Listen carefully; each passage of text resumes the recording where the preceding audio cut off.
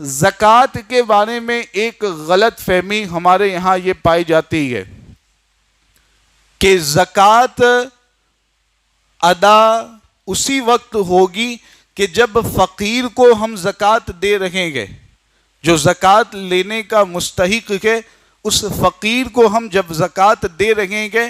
تو بہت سے لوگ یہی سمجھتے ہیں کہ زبان سے جب زکوٰۃ کہہ کر کے دیں گے تبھی ہماری زکوٰۃ ادا ہوگی۔ یہ سمجھا جاتا ہے کہ کہتے بھی ہیں لوگ کہ یہ پیسے جو آپ کو دے رہا ہوں یہ زکوٰۃ کی رقم ہے، یہ زکوٰۃ کے پیسے ہیں، یعنی زبان سے زکوٰۃ کہہ کر کے دینا ضروری ہے، یہ ہمارے یہاں پر عام طور پر سمجھا جاتا ہے۔ حالانکہ شریعت کا حکم اور شریعت کا مسئلہ یہ ہے کہ نیت جب دل میں گئے، ارادہ دل میں گئے کہ زکوٰۃ دے رہا ہوں، اب زبان سے زکوٰۃ کہہ کر کے دینا کوئی ضروری نہیں ہے۔ اصل میں ہوتا یہ ہے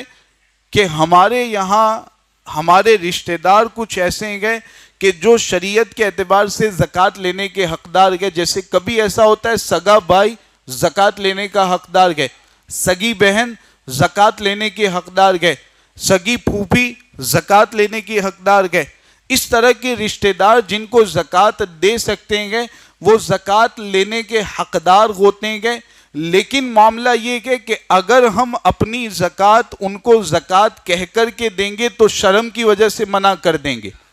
ہوتا ہے کہ وہ کہہ دیں نہیں ہم تو زکوٰۃ نہیں لیتے ہیں، شرم کی وجہ سے وہ منع کر دیں گے، حالانکہ شریعت کے اعتبار سے وہ زکوٰۃ لینے کے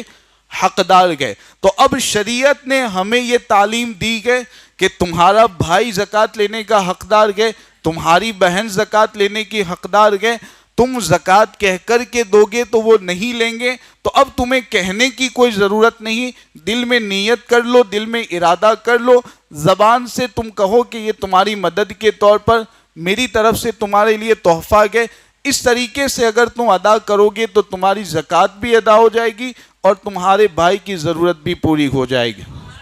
تو یہ کتنی بہترین تعلیم ہے۔ عیدی کہہ کر کے دیں، خوشی کے طور پر میں آپ کو دے رہا ہوں، یہ سب الفاظ کہہ کر کے دیں تب بھی زکوٰۃ ادا،